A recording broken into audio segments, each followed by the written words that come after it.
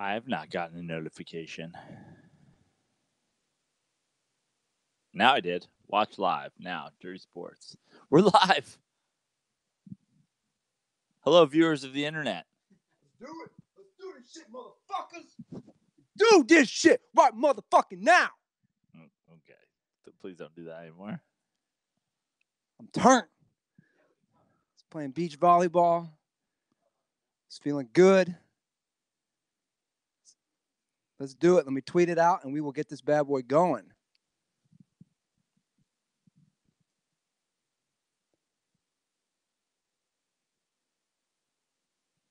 In the future, we should just set that tweet up for Trevor, and then he can press send. The problem is we need the link. I had the tweet all ready to go, my friend. We just got to get that. Oops. I tweeted, forget shark weed. Let's just run with it. I wrote shark weed instead of shark week. Wow. That'll get more people to listen, maybe. It'll definitely get more people to call you an idiot. Let's do it. Are we live on the... Hit that bad boy, please, and let's do this. We're good? All right, let me pull up the... It's lit. Let me pull up the timer, and we'll do it. All right, let's do this.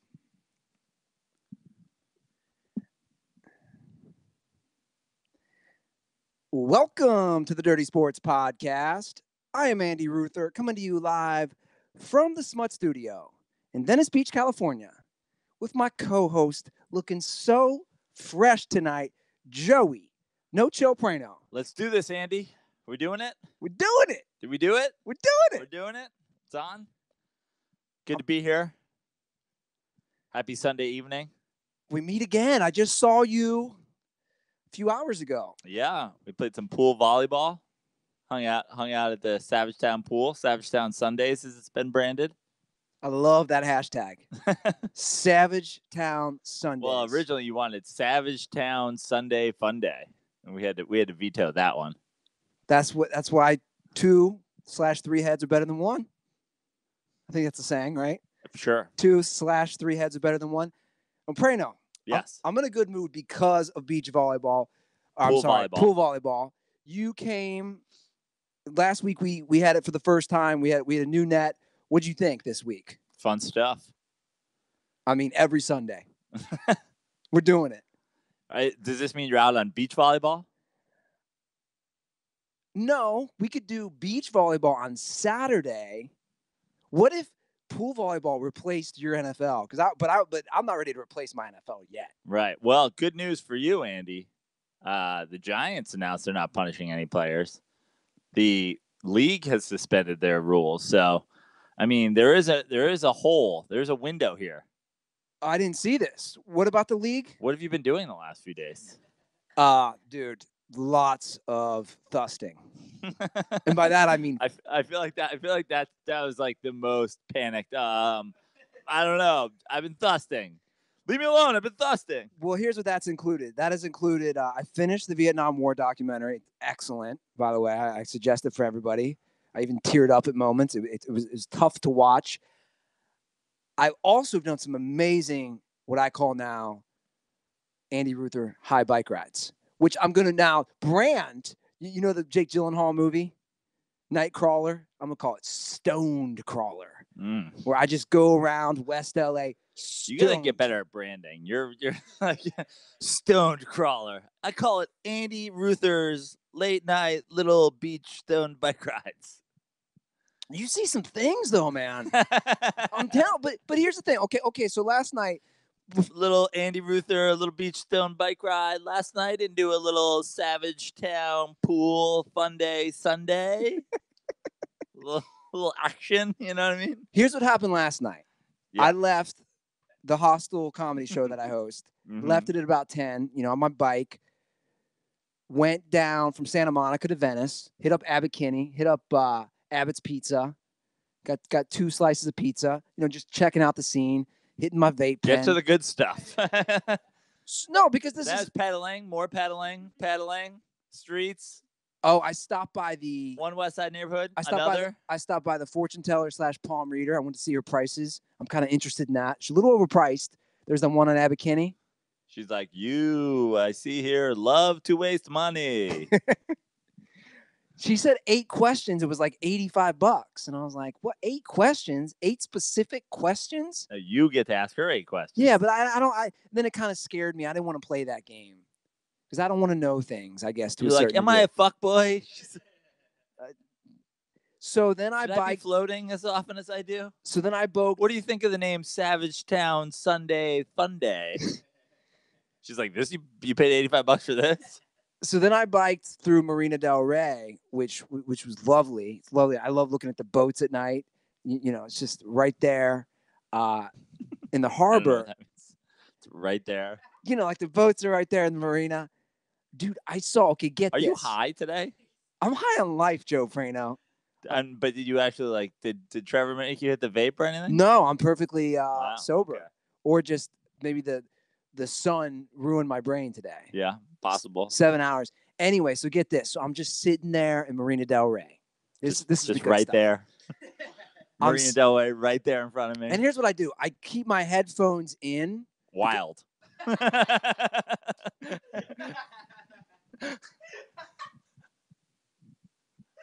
What I was going to say, Joe, I keep my headphones in because people think I'm listening to music, but I'm not. I want to hear what they're saying. I know it's kind of creepy. I want to eavesdrop. So it's about midnight, and this woman pulls up in a motorcycle. The old Andy Ruther fake headphones in but not on strategy. You know, hashtag. You know what I'm saying. Exactly. So this woman pulls up on a motorcycle. It's about midnight. He directs her where to park.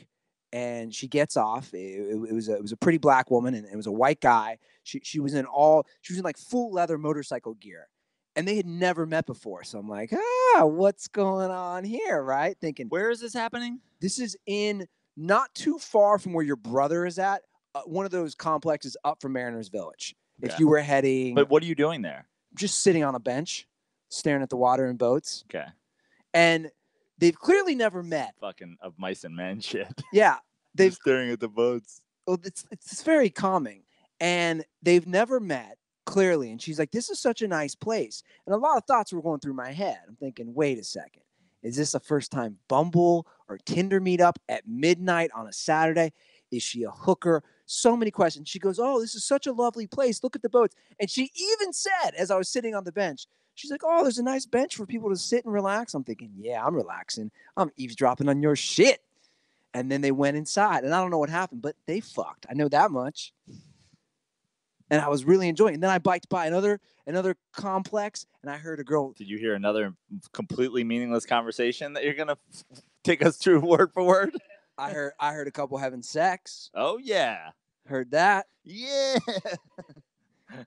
I even saw some seals last night. Okay. It was a wonderful 2.5 hour high stoned crawler. And I had 2 slices of pizza. I came home feeling great. And today we played pool volleyball in the sun. What can I complain about right now, Joe Prano? I don't know. I haven't even showered since you left. I still smell like chlorine.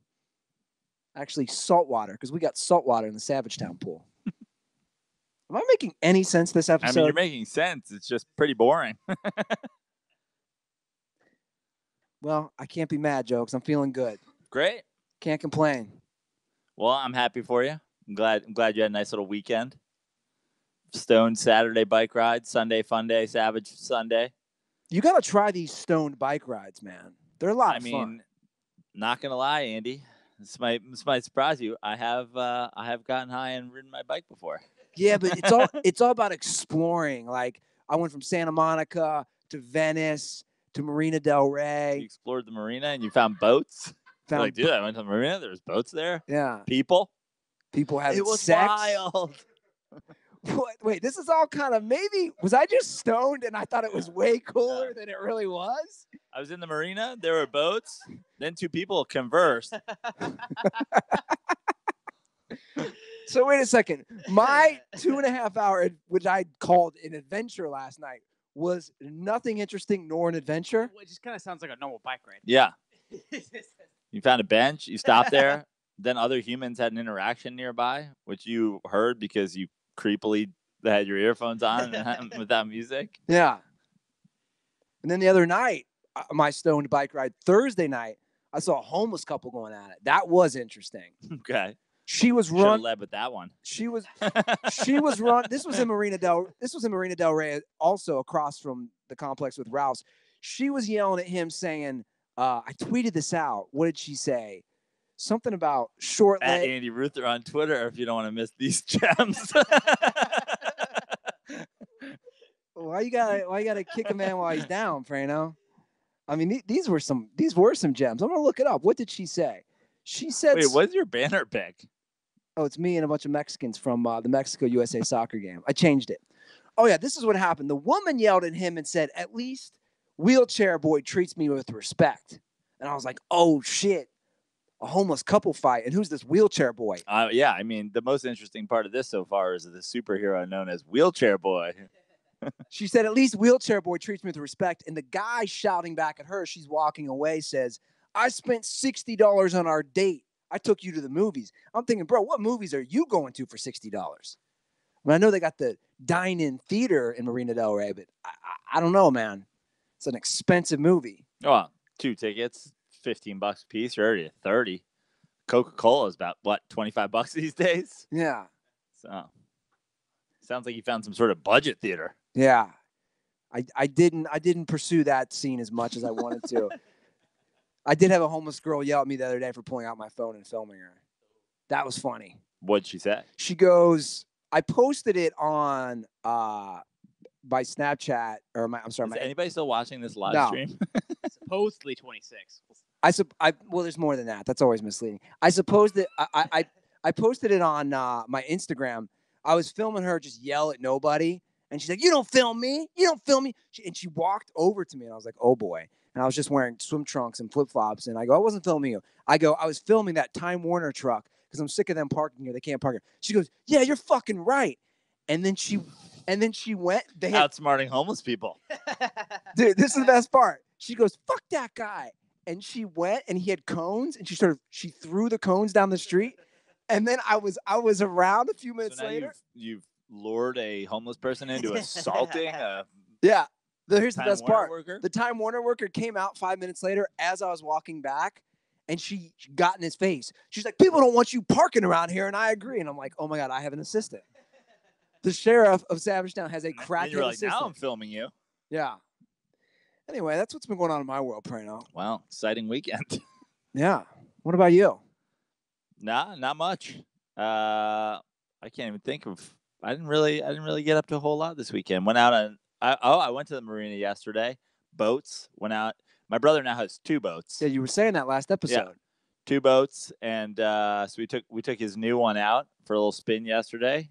Went to kill a shrimp, drank some beers. You know, little Saturday on the marina. Love it, guys. I mean, planted some grass. Did you? Yeah, over at Allie's house, planted some grass. Just been hosing down some sod. You know, doing some gardening. Look at you. Yeah, there you go. Look at you over here. So that's my weekend. Played a little pool volleyball today. You know, surfed a little bit. Dude, we have the best life. I'm just saying. Like I want someone to come at me. I want them to come at me in the next few months and be like, "You loser, you live in Venice." I'll be like, "I fucking love it, dude. I love it." Here's video of me playing pool volleyball. Take that. That's right. Did you watch any of the golf stuff Today? Yeah, or no. any No, but I heard Tiger Woods won what is now just called the Open. I believe it was called. It used to be called the British Open. Yeah, what's up with that? I don't know. They call it the Open now. I didn't watch any of it. I surfed this morning instead, but I got many messages telling me that Tiger Woods had won the event. So congratulations. I'll take the L on this one. I was wrong. I said Tiger Woods wouldn't win a major, and according to my Twitter, he won a major. So my apologies. I should shout out some of the people that told me how wrong I was. I got a couple this morning. Of course, number one, Tiger slurper Matt Boonstra.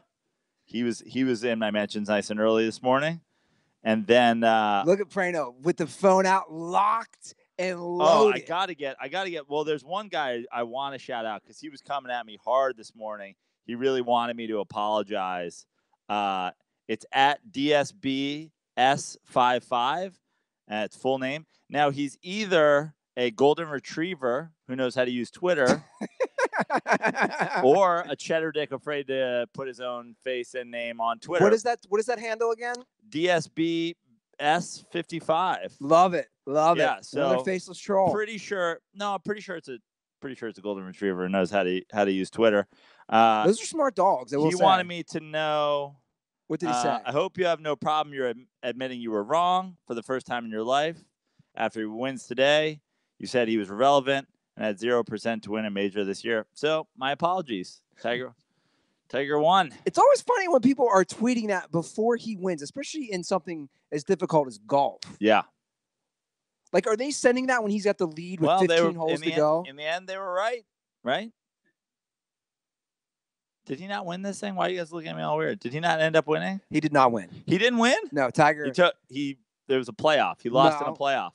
No, Tiger did not win, Joe. He took second. No, he did not take second. Wow. It's almost like, in fact, I was right the whole time. As an Italian, that's crazy. As an Italian American, and as would you be considered first generation? Wow, I feel bad. Yeah, I would be a first generation. Or is that your bad dad? For this golden retriever? Well, this golden retriever was wrong because for the first time ever, an Italian won, I believe, a major tournament is what happened for the first time ever. In fact, this guy's name, Francesco Molinari. Oh, nice. Your people. My people. Molinari. There you go. He's got to be. I feel so. That's the first time he's won. It's the first time an Italian has won a major. So it's the first time this guy's won a major, obviously. Yeah. Got it. Weird.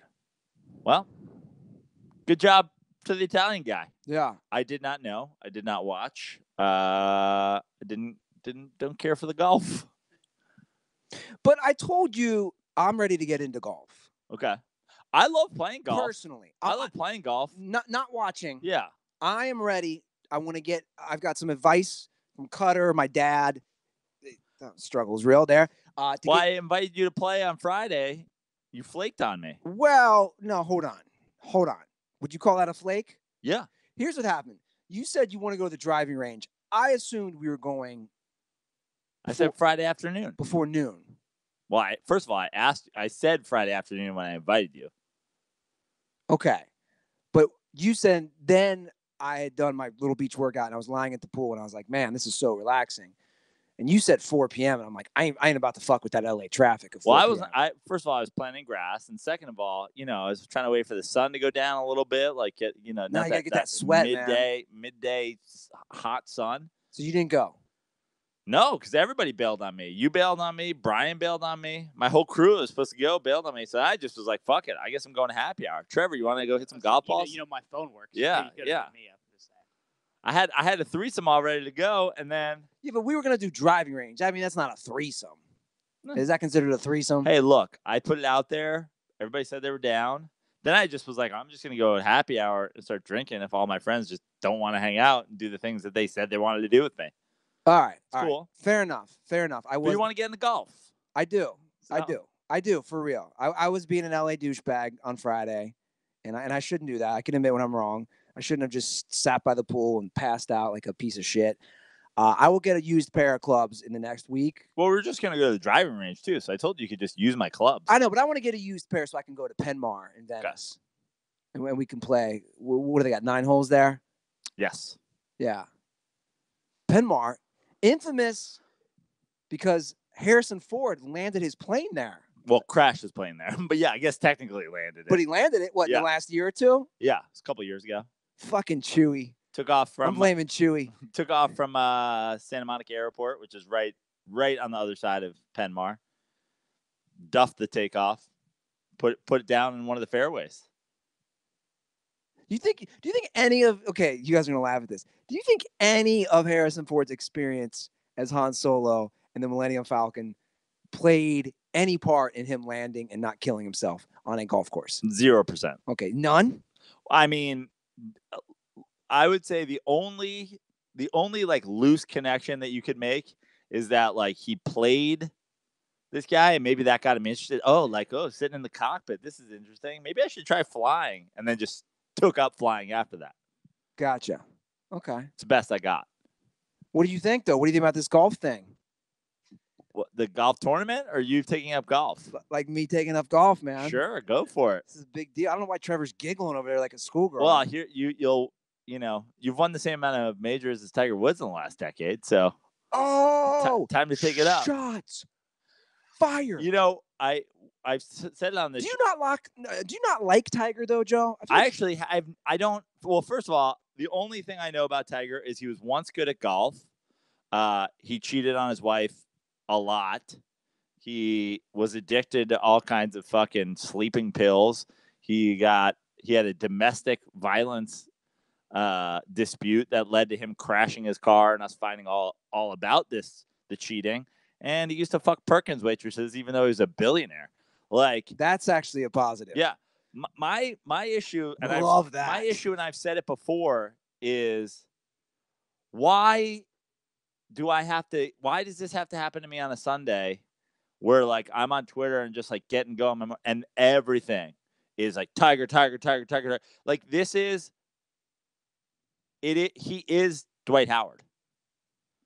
Tiger Woods is Dwight Howard. Dwight Howard in 2009 was in the NBA Finals. Since then, has had major back problems. The game has gotten younger. He's gotten worse, and he's done absolutely nothing. Could you imagine, like, Dwight Howard having a good game and Twitter losing its goddamn mind over it? Like, enough.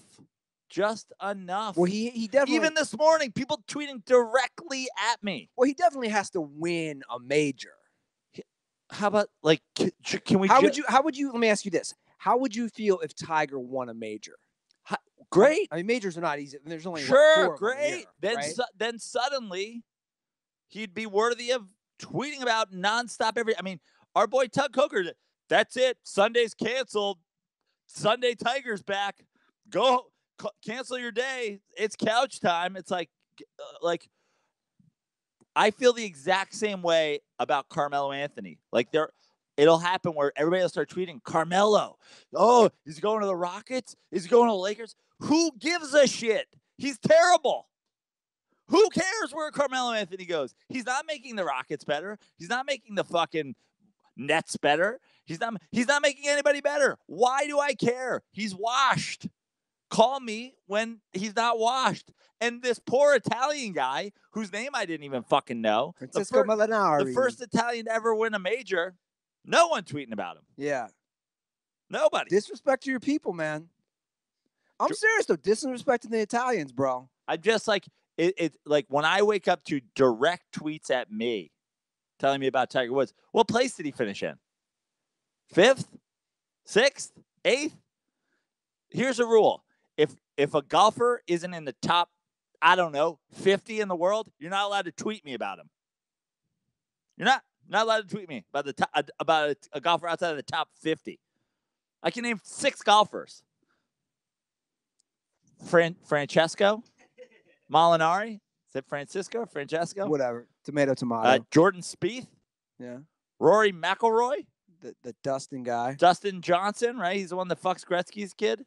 Yeah, they have like an open relationship too, don't they? Ricky Fowler, yeah, he wears orange. Phil Mickelson. I'm running out. 6. Tiger Sergio Woods. Garcia. Is he still a golfer? Is he still? Yeah. Okay. Yeah. Sergio Garcia. Sergio Tecnini. I mean, I don't know. Is fucking Vijay Singh still golfing? Is Davis Love III? Is the guy who used to do the sword Bubba thing? Watson? Bubba Watson? Is that a real person? He's also a race car driver. Yeah, right. You can't be named Bubba Watson in golf. I know who Bubba Watson is, but I'm just saying. Remember the guy who used to do the dance where he'd do his club like a sword after he made a shot? Greg Norman, the Shark? Is he still golfing? The Shark was in the ESPN body issue. They showed his dick. So fully erect. Let's go ballpark. I know 12 current golfers. You're not allowed to tweet me about the 69th golfer early on a Sunday morning, especially if you're a fucking golden retriever. Jesus. Dude, this is where and this is what I always say too. Like even the people always go, "Oh, you think you guys could slurp LeBron James more? Slurp him more. You fuck no." It's like why does everybody go crazy over a guy who's not good, not a great guy? Nostalgia, dude. Not a great guy. But that's what we live in. We both know it. It's nostalgia. And I fall for it too. So does LeBron James have to be bad for a decade before people will be like, "Oh, he's back. Look, he's great again." I know you How don't about just being great the whole time? I know you don't watch South Park, but that's their whole theme with the member berries. It's nostalgia for athletes, pop stars, movies, TV show. This country, I don't know why it is, but it's Americans. We have Bill Simmons said today, he tweeted at one point, if Tiger Woods hits this putt, I'm gonna something about his bowels. I'm gonna empty my bowels. Bowels, like what the fuck? But that's my point. About? It's this weird nostalgia, dude, that we love in this country. But why is everybody and it's the same way with Michael Jordan. It's the same thing that we're talking about with like the murals and Kobe Bryant. Like we know that Kobe Bryant not a good person. We know Tiger Woods not a good person. We know LeBron James good person. Two of those three have fucking overwhelming support. One of them is a little bitch. It's the one who gives $80 million to charity and does nothing but dominate. Well, to bring it back to your new podcast, and I think this is a great theme. You talk about in the Joe Prano podcast, and you talked about on Den Report last week. This comes into play, just like with LeBron or with whoever. There's haters and there's creators. LeBron's a creator. Then there's just the haters. You're not a creator. You're just a hater. I just don't. Here's my thing. I just don't care about golf. And I understand that people do. But if I did care about golf the same way as I care about basketball and football, like I'd want people talking about the people who are actually doing it. Dude, it's just a world full of haters. Take, for example, I don't follow the NHL. Look how much shit Sidney Crosby gets. He's soft. He's weak. Again, I don't know the sport. I know he's one of the best ever. I know that much. I know he's won multiple Stanley Cups. But he's a bitch. What I don't hear people going like, Jaromir Jagr, it's been playing so long, just scored 2 goals. Can you believe Jagr? He's back. Jagr's back. It's official. He's back. Is he back or is he not back? Like, who gives a shit? Well, you should get into golf because I'll tell you what, that flag and anthem gear you have. Thank you. I got my whites on. Bro, that is some flag and anthem golf gear. Thank you. Is that part of their new summer line? No, this is actually an old. This is original. This is like one of the first shirts I got. Talk about throwback, the nostalgia. Yeah, exactly.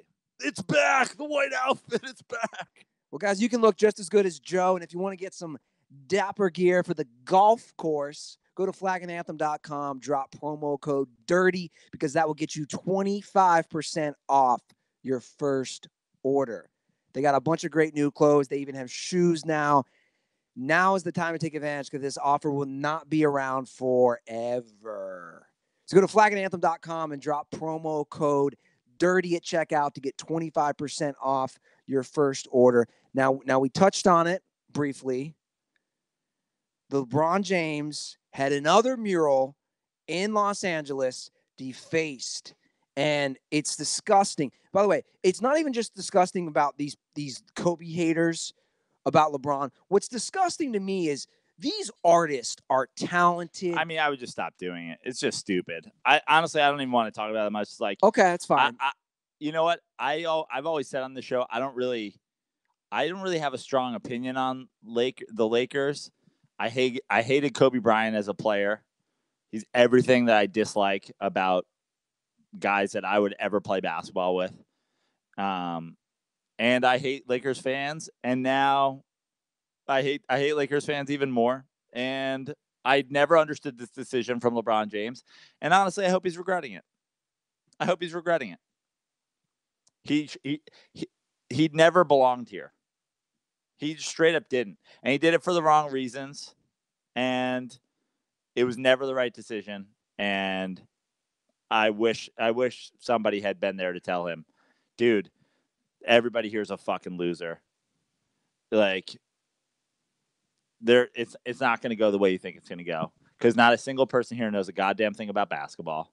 Because why would they? But they again, don't pay attention. Again, I want to specify, though, this is for sure more Kobe fans, not Lakers fans. Who knows? Are there Lakers fans? Who are Lakers fans? Jack Nicholson? Who's Lakers? Serious question. How many Lakers fans do you know? Lakers fans. Like diehard Lakers fans? Like people that you talk Lakers basketball with. People that you're like, oh, dude, you guys got LeBron James. How about that? You live in Los Angeles. Well, hold on. Before I say more on that, you and I also hang around a lot of people who are not from here. I know Clippers fans. Okay, we know like Chris Wilde or Sam Tripoli. I mean, like legit diehard Lakers fans. Forget legit. Who do you know that's a Lakers fan? It's actually a pretty good question. You live in Los Angeles. I've lived here for 11 years. I know Dodgers fans. I definitely know Dodgers fans. I know Rams fans. I agree. I don't know any Lakers fans. I know Kings fans. I can't tell you. Serious question. I can't tell you a Lakers fan that I know. That you know personally. That I'm friends with. An actual Lakers fan. Somebody go, hey, dude, congrats. You guys got LeBron James. Yeah, this is actually true. Well, and I just thought of something, too. When I used to work the door at Cabo Cantina in Venice Beach, I don't know why that's funny. Trevor's chuckling over there. Why is that so funny, Trevor? I go to Cabo Cantina. No, not the one here in Venice, but the one in West Hollywood. Oh, yeah. You go to the one in WeHo? How many times have you been there? 15. That's your jam? No, not really. They make some good carne asada fries that my girlfriend and I always hit up. You go there for the fucking food? No, we get some drinks with it, but they do make some good carne asada fries. All right, well, Let the man live. Jesus. I'm just saying, it's questionable that you go there for the food. Anyway, yes, when I used to work there. Goes there for the margaritas. He washes it down with some carne asada fries. Let the man live. That's fine. By the way, Trevor, before you go to the marina for fucking benches. What are you talking about? Do not knock the benches in the marina. They are lovely. By the way, Trevor, I want to bring this up on the air before I tell this story that no one gives a shit about. You have not smoked weed for a week. A week. Why? We're on a week. Just a needed break. Just a little tolerance break. See how it's going. Doctor says 5 consecutive days without weed, you'll reset yourself. So you're good, but keep going. But you said you come back, you'll just get higher. You find yourself, you get agitated a lot easier when you're not smoking. Oh, yeah. Easily. I think it's like if you were to like quit cigarettes, like if you're a big like cigarette smoker, you stop. I think it's kind of the same. It's like coffee. Yeah, exactly. Well, here's what you need to do when you get back on the cannabis. Yeah, I'm gonna use that term. A plug for Dent Report dropping tomorrow. That's right. You should do Andy's fucking stoned crawler. You should take my bike one night. Maybe film it. We can film it one night. Well, I need a camera that we can film at night. That's the only problem. I should get one on my head, right? We'll GoPro it. Like we can get a GoPro. Okay. But you should partake too. That's what I'm saying. We'll both get super high together and go do it. Go sit at the benches. Duo stoned crawler. 2 guys sitting next to each other, both with headphones in. Like, are these guys just sitting on the bench next to each other and listening to music? Full what the fuck is happening? Little did they know we're eavesdropping on some sex. Anyway, what I was going to say, when I used to work at Cabo, obviously it's a sports bar and they show games. Dude, I will never forget how dumb the Lakers and Kobe Bryant fans were. And this was when LeBron, at this point, was in his 2nd season, I believe, with the Heat.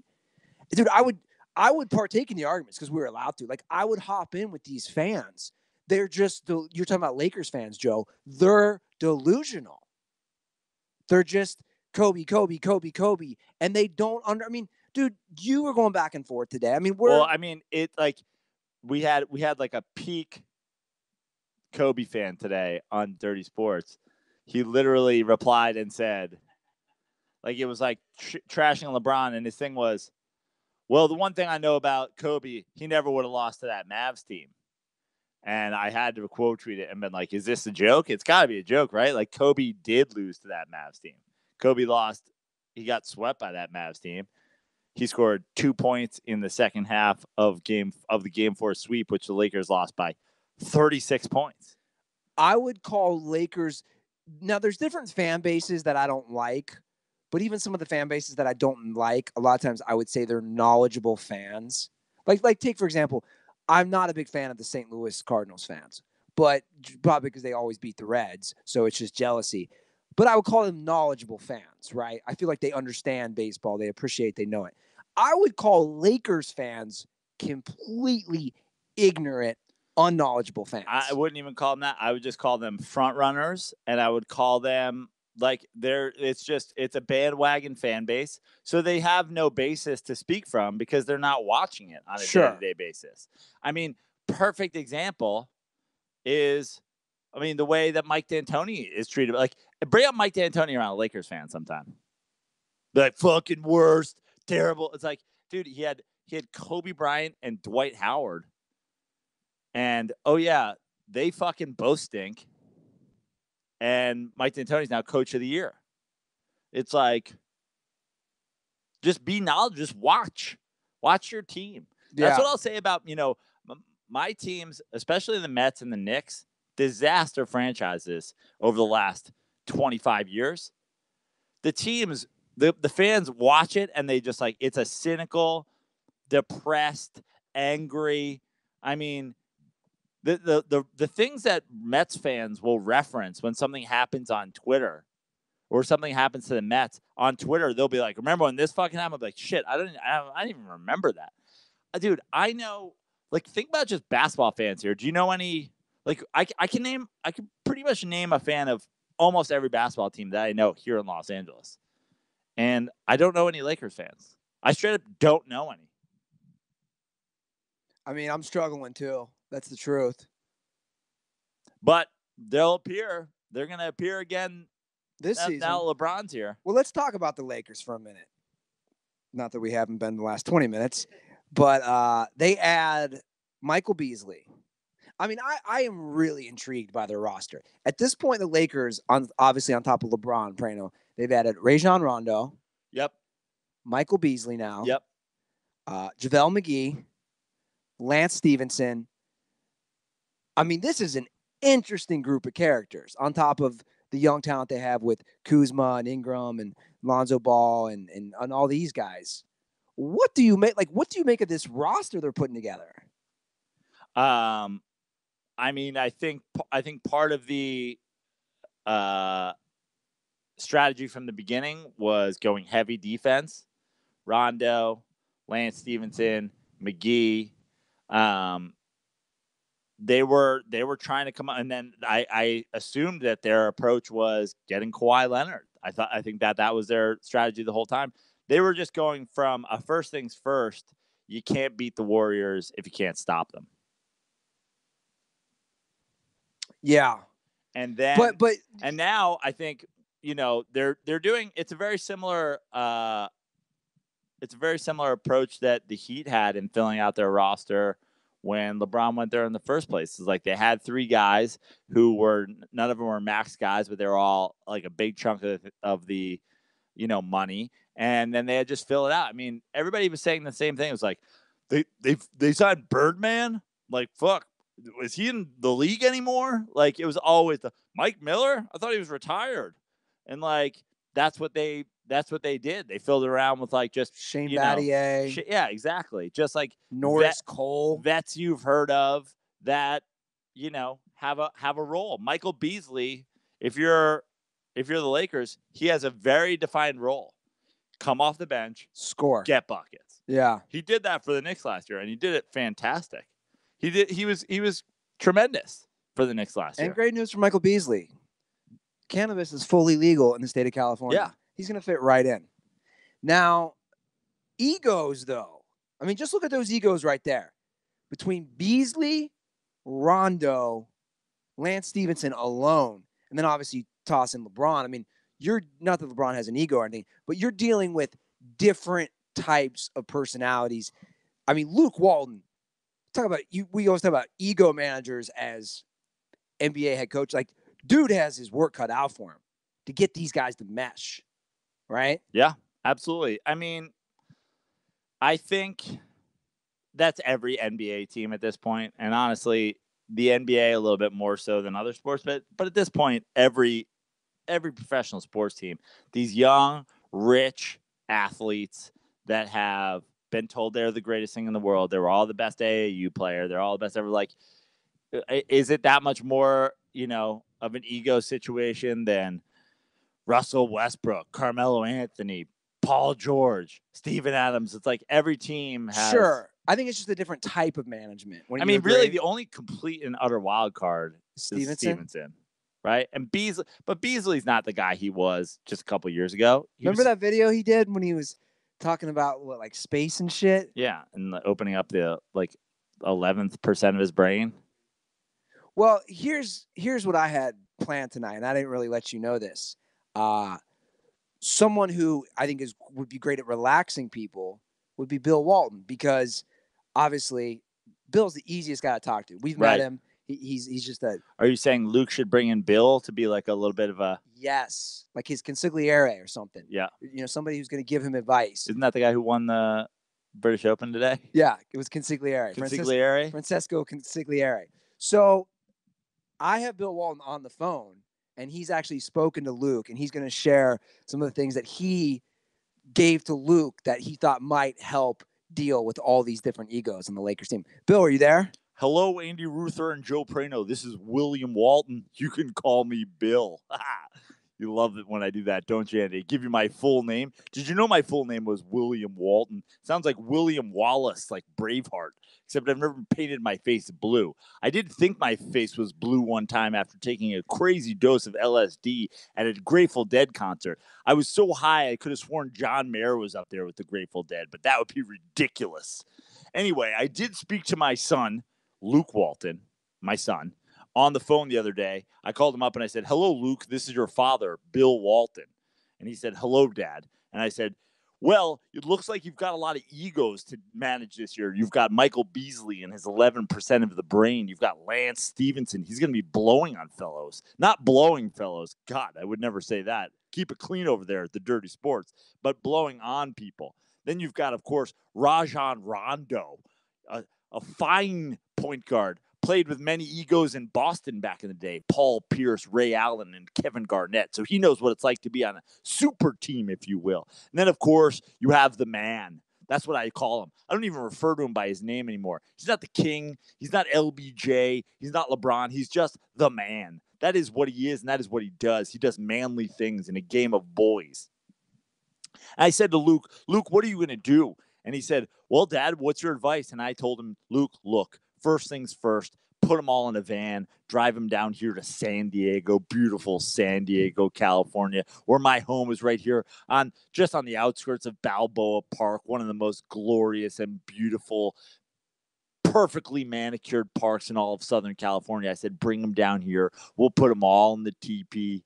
Right? We'll put them all in the teepee. I'll fill that teepee with the smoke of my peace pipe, and we won't leave until everybody's on the same page. I want them all looking out of their third eye, play some improv games like you do back when you're in theater school. I took theater classes at UCLA. We used to play Zip, Zap, Zop, and I would do that with them, play that. Everybody go out of their third eye. I'd have Lance blowing on Rajon with a behind the back to JaVale McGee. Oh, JaVale. JaVale's like a TP himself. He's like a human TP. Look at him, all tall and lanky. I love it. Get him down here in the TP, and then we'll all go out and we'll have fish tacos. Oh, it'll be beautiful. We'll go watch a sunset here in San Diego. Dolphins jumping, waves crashing, wind blowing through the palm trees. And I'll say, guys, look at this. You're in Southern California. What's better than this? Oh, yeah, sure. The Staples Center's in downtown LA, which is a cesspool of human filth, but doesn't matter.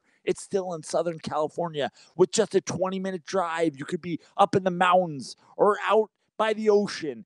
Take that, think about it, and say, this is what we are, and this is who we've become. We are the Los Angeles Lakers, Southern California's own, and do it as a team. And he said, thanks, Dad. I appreciate the phone call. I said, you got it. Again, your father here, William Walton, signing off. Wow.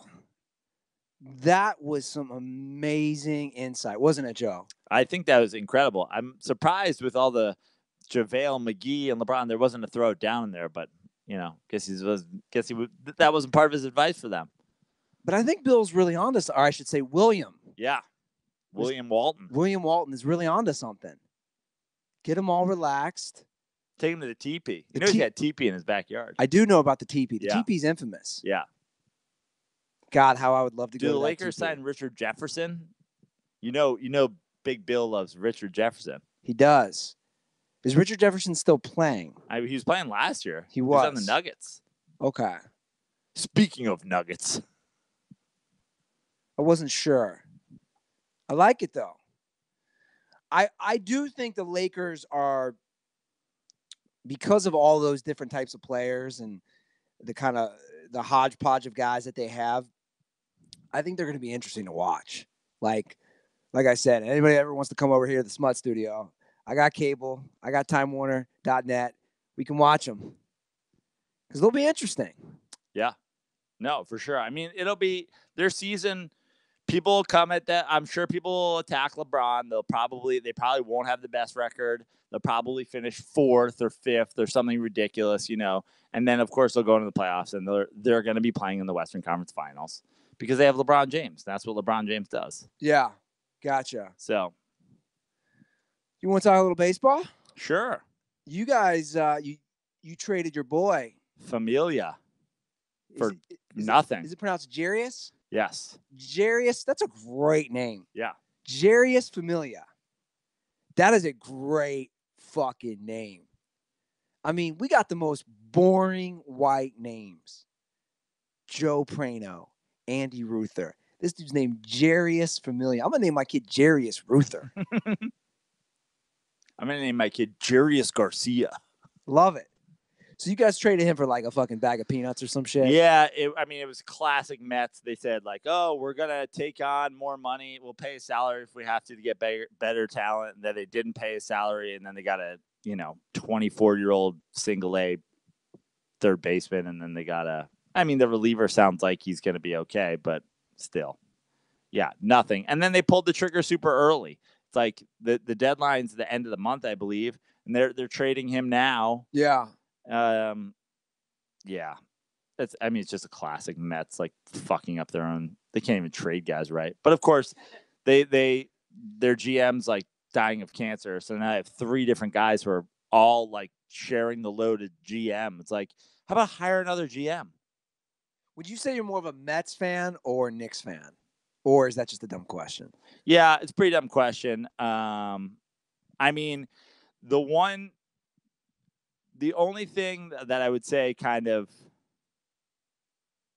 I went through a rough patch with both. I didn't go through a rough patch with the Mets, but I just stopped watching baseball in the post-steroid thing. So, like, I do have a break in there, like a pretty extended break from baseball entirely. And then I was sort of rooting against the Knicks when they had Carmelo. So, like how I was with the Bengals. Yeah. It's like this weird love-hate like thing. I was all in, but like I would say I'm equally a fan of both. But the Knicks were always like growing up. It's just like nothing was like touch Knicks playoff basketball. Yeah, not even like Giants playoff football. Like Knicks playoff basketball was like everything. I always find it interesting as someone who did not grow up in an NBA town. It's like I missed all that. But just like the Garden, like Shea Stadium was a dump. Yeah. The Garden's like incredible. The Garden's the best place to watch a fucking basketball game. Like the end. Like even I would go there and watch the NIT. I'd go there and watch a Big East tournament. I don't even care about college basketball. Why would you say the Garden? And I'm not disputing. I'm just curious. I've never been there. It's just got the best atmosphere. Yeah. Like the way it was built, it's like it's straight up and down. Like when you're upstairs, you're like way the fuck away, but you also like are sort of like hanging over it. You feel like it's pretty big. It's right in New York City, so you're walking. I mean, you're walking.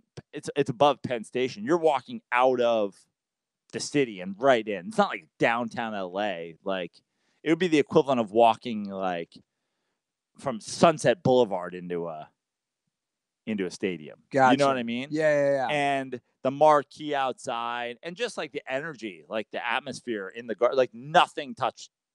I've never felt anything comparable to like Knicks playoff basketball in the Garden. What other NBA arenas do you like? It's a great question. I've been to the Boston Garden. I've been to the old Boston Garden and the new one. The old one was like pretty cool. I bet. The new one's like fine. It's still good. Celtics fans are, they're a good bunch. I've been to the arena down in Philly. It was okay. It's like fine. Like what I think they have done with baseball that they haven't really managed to do when it comes to arenas is like they've gone like the old school baseball stadium, and you're like, oh, this is better than like that 70s. I feel like old arenas for some reason feel more like tight and like sure. And new ones is like, oh, it's spacious and like there's a walk around rotunda and like you're whatever, and it just like feels like they all feel the same to me. Yeah. Whereas when you go to a new ballpark, they always find a way to make it like a little different, a little special. And I feel like the Garden, like I don't know how you do it, but it just has its own vibe. Yeah. It's big, but it's still an arena. You know what I mean? Sure. Well, I'd love to catch a game. You and I are going to be headed to Chicago here in about I've never been to the arena in Chicago. 6 or 7 weeks. I'd love to catch United Center. Is that what they're still calling it? Yeah. Obviously, the Bulls won't be playing, but maybe we can hop on the SeatGeek app and go catch a game to see the Chicago White Sox or the Cubs. What do you think? I'm going to both of those. And we're going to get our tickets on SeatGeek, Andy Ruther. I know we are. And I even talked, and this probably won't be able to work, but I talked to, my good buddy, the infamous guy on Couch. He's like, dude, you hop on that SeatGeek app. I listen to the show. Maybe you guys can come up with me, and we'll go to Milwaukee. It's only an hour away. Go see a game using SeatGeek. Go to Miller Park. I've never been to Miller Park, and I would love to do that. Let's do it. It's only an hour away. Bang out three stadiums on that trip. Wow. Have you been to Miller Park? I have not. Fuck, man. I mean, I'm such a Miller Lite fan. I know. I feel like we have to do this now. Let's set it up, guys. So I'll be getting those tickets on SeatGeek. We love SeatGeek because every purchase is fully guaranteed, so you can shop for tickets on SeatGeek with confidence. It's ours, your go-to app to finding the best deal on every type of ticket, from sports and concerts to comedy and theater. And guys, best of all DirtBalls get $20 off their first SeatGeek purchase. Just download the SeatGeek app and enter promo code DIRTY today. That's promo code DIRTY for $20 off your first SeatGeek purchase. And I just brought up the Brewers and Miller Park. We got to talk about Josh Hader getting a standing ovation. I just don't understand it. So obviously Josh Hader's old racist, homophobic, bad news tweets come out. And then the Brewers fans, to me, the appropriate reaction is just don't do anything. But standing ovation, it just doesn't look. It doesn't reflect well in the city. What? I understand it. Like one, I just don't understand how it happens as a group. Yeah. So somebody stands up. Like, what are you even applauding? I don't know. I thought about this. I'm confused. I saw somebody with a great tweet today. I forget who it was. It was like, well, worked out that his return just happened to come on like racist Midwest fat guy day or something like that. Like fat racist white Midwestern. Fat racist day. Appreciation fan day. It's like, I mean, yeah, it's weird. And bad look for Milwaukee. But that's exactly my point. Like, I wouldn't.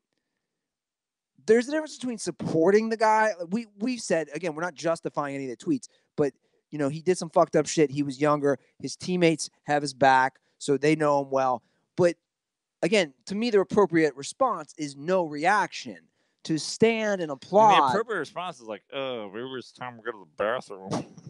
Or maybe we'll go get a beer or come back after the racists are done pitching. It's only pitched like an inning or two, right? Is that you're like, oh, this is awkward face? Weird.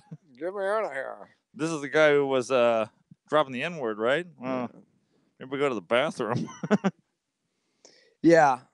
I don't know, though, man. It's pretty wild. I'd have been like, let's go get a beer. You're like, they stopped serving in the 7th. Like, let's go get a lemonade. You know what I mean? It's a pretty awkward situation. Standing O, though. Yeah, I just don't get it. Like, just don't react. That's what I'm saying. Just don't do anything. Yeah. It's not a good look. But yeah, I just feel like it's groupthink, and it's like people like, oh, and we're doing this, we're supporting him. It's like, what? That's the thing, and I'm not calling everybody. You don't have to. You don't have to boo him. Yeah, exactly. I'm not calling everybody racist in Milwaukee for supporting him. Doesn't Milwaukee have is Milwaukee like a racist town? I mean, every city's got racial issues. Right. Every city has racial tensions, has a history. I mean, that's the truth, though. Every city does. Yeah. For the most part. Especially East Coast or Midwest. Well, fuck. Every city. You look at LA. There's a bad history here. So, I don't know. I mean, to answer that question, it's just like. I mean, it's so north. It's so white. Milwaukee? Yeah. It's basically almost Canada. When I think Wisconsin, I do up on cheese. Yeah, when I think Wisconsin, I do think white people. I think fat people. Fat white people. Yeah. I mean, I was in Wisconsin, and I was like, God damn, I feel great about myself. So yeah. I'm on the beach in LA. I'm like, God, you're fucking gross. Yeah, because everybody's in shape here. Yeah. When I was in there, I was like, yeah, give me some cheese curds. I got to catch up. Yeah. I got about 50 pounds to catch up on you guys on. Yeah, you show up there, they're like, dude, are you anorexic? Do you have an eating disorder? Eat some fucking cheese and some bratwurst. Like, I couldn't eat. There's a black guy in my restaurant. They're like, I hear you. Lost my appetite. I don't know. Maybe we got to get to the bottom of this from Guy on Couch. What, Milwaukee? Just like any of the racial tensions. I just don't like. Yeah. To me, I'd have been like, nah, this is. I will say their stadium does look cool though. Yeah. Is that dude? I've been to Miller Park. You have? It's a nice stadium. Does that dude still slide down the slide? Oh, yeah, every home run. Bernie Brewer. What's his name? Bernie Brewer. Definitely not a black guy underneath that. No. He's a brewer. Every time he slides into like a mug of beer, right? Yeah. That's a cool little shtick that the stadium has. Yeah. Sausage racist too. Yeah. Yeah. Did you say sausage racist or sausage racist? The sausage racist? That's amazing. I'm the kielbasa.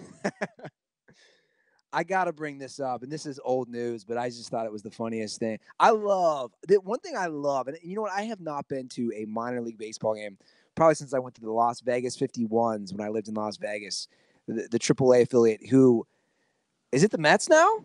Yeah, they were. I think they might still. It used to be the Dodgers when I lived there. Yeah, I think it's still the Mets, although this might be the last year of the Mets.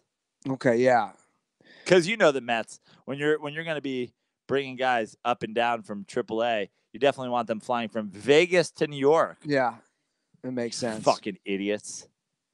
Well, I saw this because it made all the headlines. The Montgomery Biscuits. What a great team name.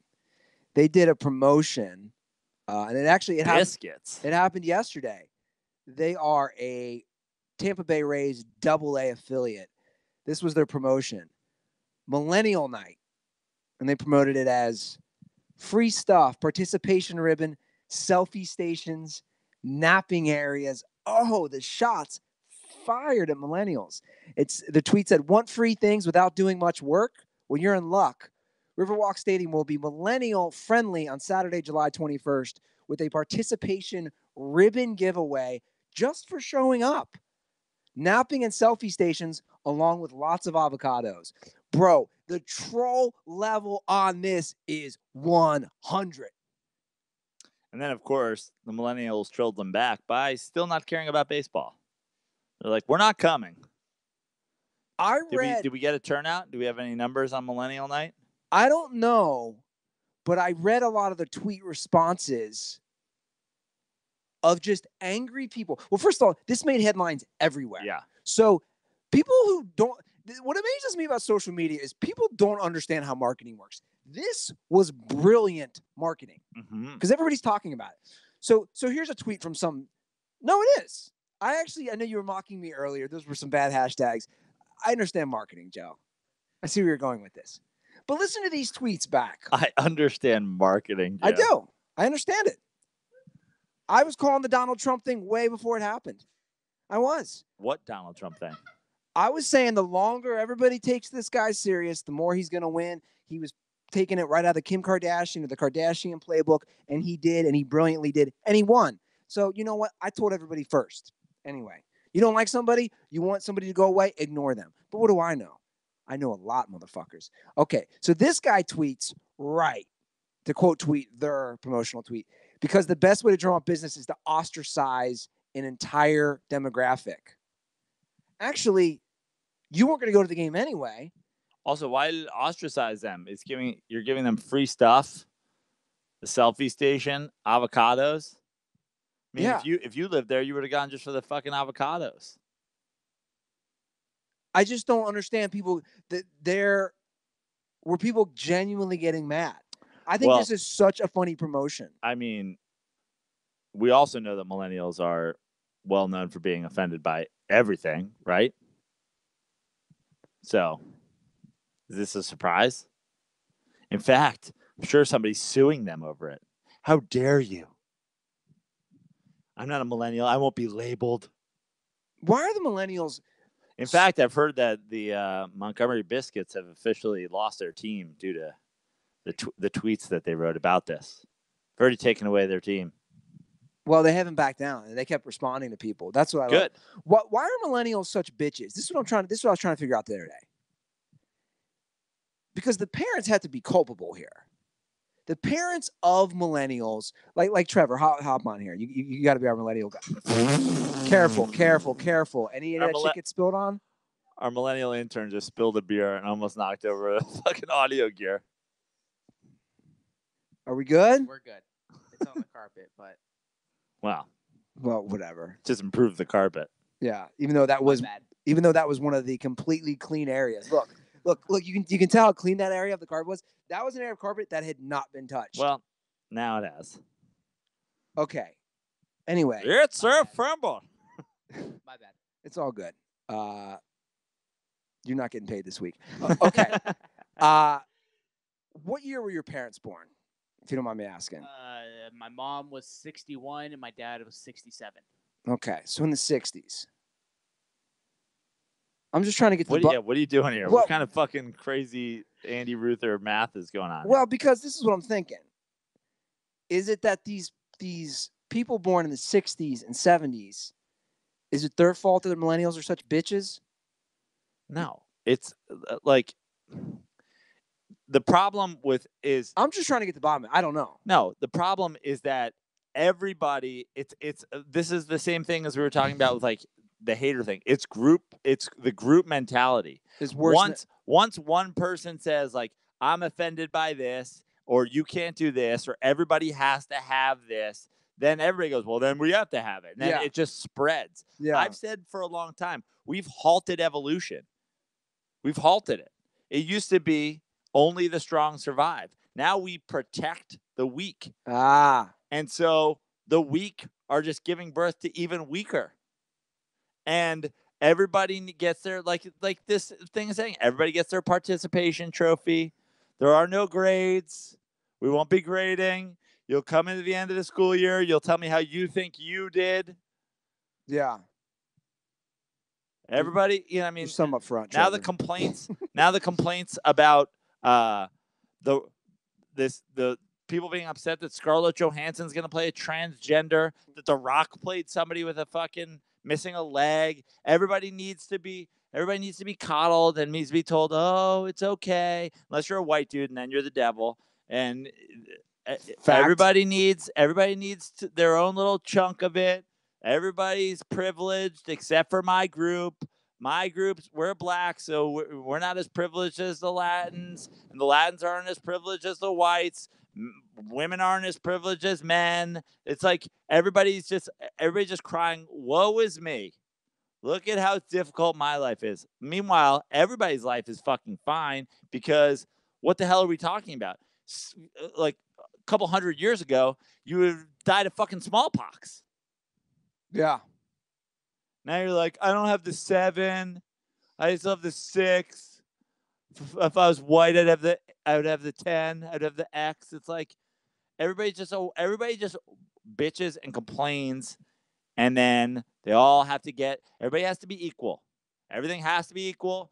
Everybody gets the same thing all the time. You don't have to worry about it. You don't have to earn it. You just get it.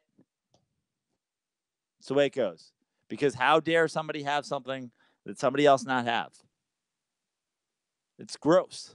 It is gross. And honestly, but how do we change this? How do we eradicate this? We've lost this one. It's over. This is not. No. I disagree. Okay. No, I'm just saying because you do see the movements in. How many people have gotten fired from their job since our last episode for like joking on the internet? Probably a lot. Look, obviously we're more sensitive to things, but I'm saying you're also seeing a massive. We are part of that. You're seeing a massive backlash, and you're seeing people who are just as fervent on the social justice warrior side. On our side, people that are just as adamant. Is my point. What side? I don't even know what side anybody's on anymore. That's the thing. Remember when it was like, oh, liberal snowflakes, they can't handle this and they can't handle that. Now, meanwhile, like conservatives are out there like calling out people on their fucking jokes and like trying to get people fired. And like no one, everybody's just out for themselves. That's the thing. Everybody's just out for themselves. Yeah. Everybody. That's it.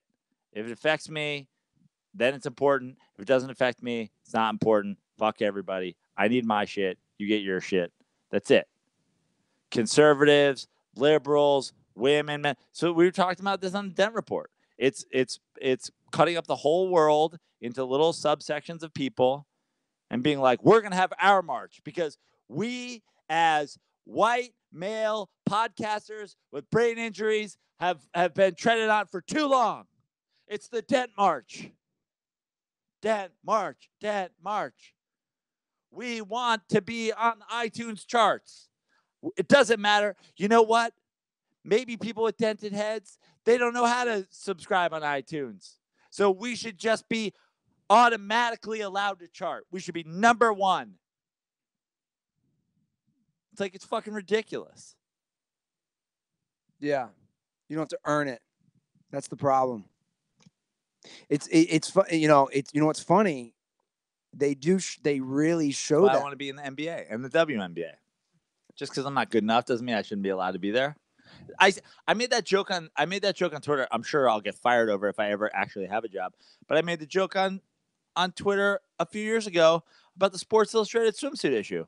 I said if fat girls were allowed to be in the Sports Illustrated swimsuit issue, then I want to be in the NBA. What? Just because I'm not good enough? Who cares? We're just letting people in that didn't work hard. They didn't work hard on their body. They didn't work hard on. They don't have any of the things required to be a swimsuit model. But now we're letting them be swimsuit models? No. Then I want to be in the NBA. If fat girls can be in swimsuit models, then bad basketball players can be in the NBA. I want my NBA shot. I'll play with Beasley. I'll play with Rondo. I'll play with JaVale McGee. I want to join the Lakers. Let's go. Why not? Because I'm not good at basketball? Since when are those the rules? Fuck you. I deserve it. Let Prano Laker. Yeah. Let Prano Laker. Let's get into some NFL stuff real quick. You mentioned briefly, did I miss this? We didn't really get into it. So first what happened is the Dolphins said they were going to punish guys. And which they basically have retracted. Right. And then a bunch of other teams came out and said that they weren't punishing their guys, including my New York Giants, thankfully, although that did come from Steve Tisch, not one of the Mariners, so that's suspicious. But I'll double back to that when I know more. But then the NFL Players Association and the league put out a joint statement saying that they are suspending all punishments, and that the rule that they had that players could be punished or fined for not coming out or kneeling during the anthem, all suspended. So we're in limbo. Total limbo. They got to figure out what to do before the season starts because we're not that far away from the Hall of Fame game, right? Training camp, I was looking, obviously the Rams. When is the Hall of Fame game? 2 weeks? It's usually the first week of August. Yeah. I mean, the Rams, I was looking, because there are training camps at UC Irvine. Mm-hmm. I was curious to go down there. And it's basically starting. It starts this week. Yeah. Oh, yeah. Some players have already reported. Well, the Dolphins did a complete 180. What amazes me on these situations is you don't see, who doesn't have the foresight to see this backlash? But the Dolphins then said, you have to submit paperwork, and then they submitted the paperwork that they just thought they had to submit, and then it's a whole big nonsensical thing, because what happened, people don't understand. What happened is there was no actual rule passed. They didn't take a fucking vote. There's a collective bargaining agreement.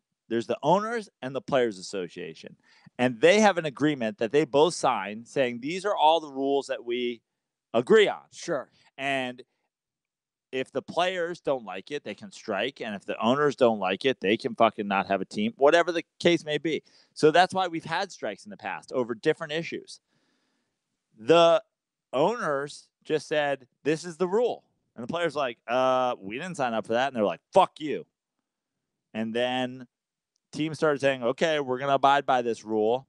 We're going to be able to punish players. And then the rule was you can because the owners can't make a rule without the players on board, the owners can fine the teams, but they can't fine the players directly. The league can't fine the players, but the league can fine the team, and then the team can fine the players. That was the loophole. Yeah.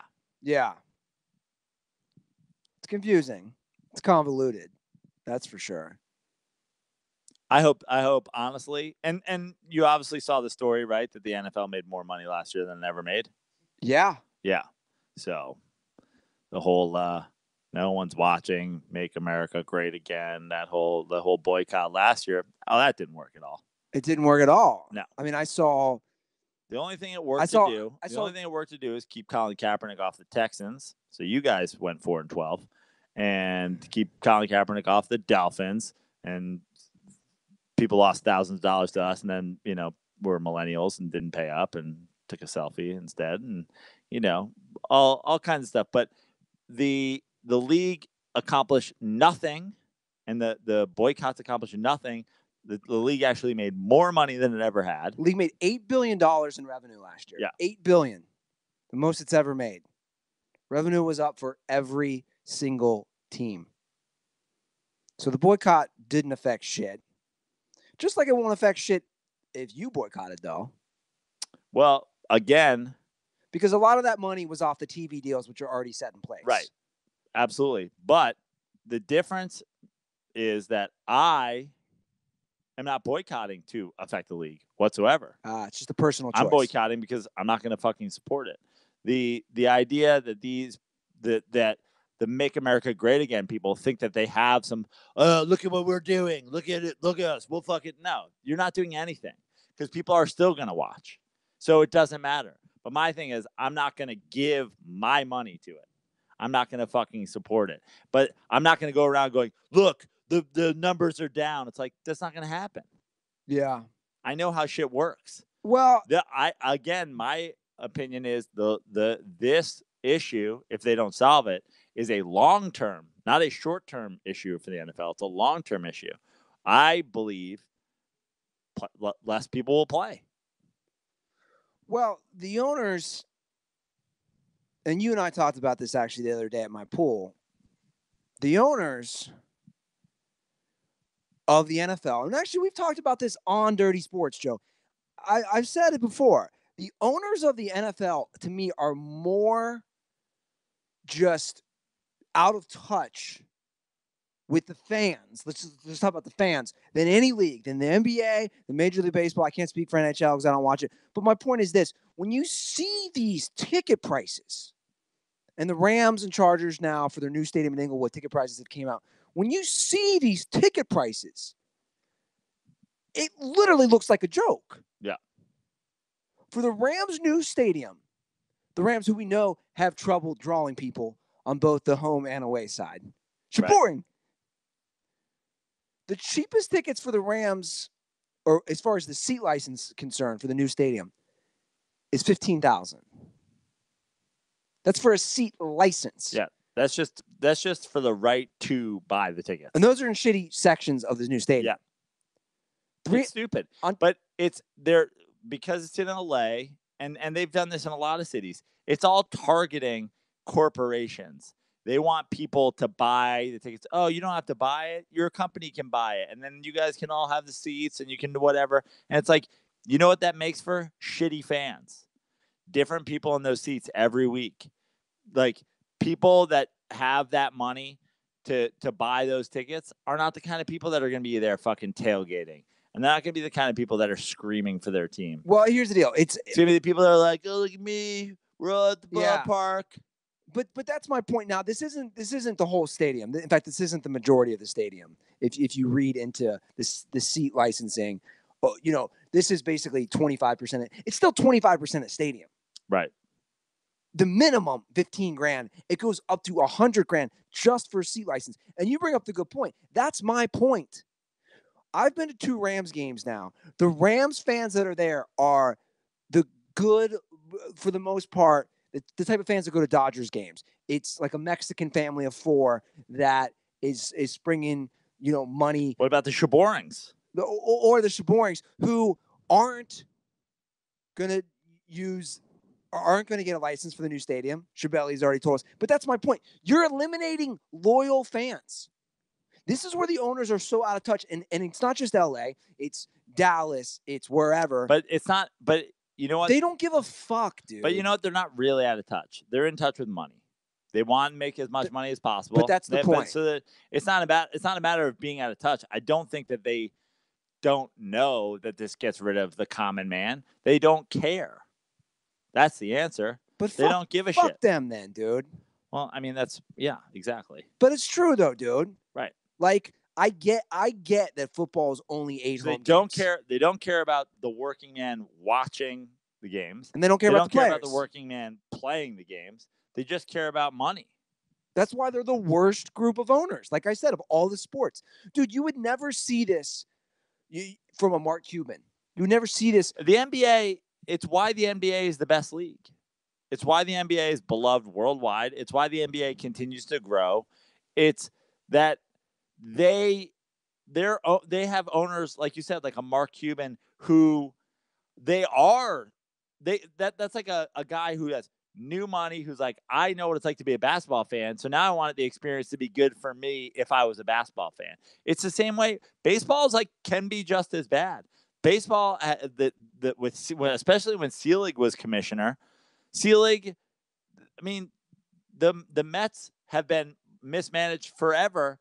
Mark Cuban wants a baseball team, but they're letting Will Ponds run a Ponzi scheme and not pay and run a team in the biggest market in the country like they're in Milwaukee instead of letting a Mark Cuban buy the team. Why?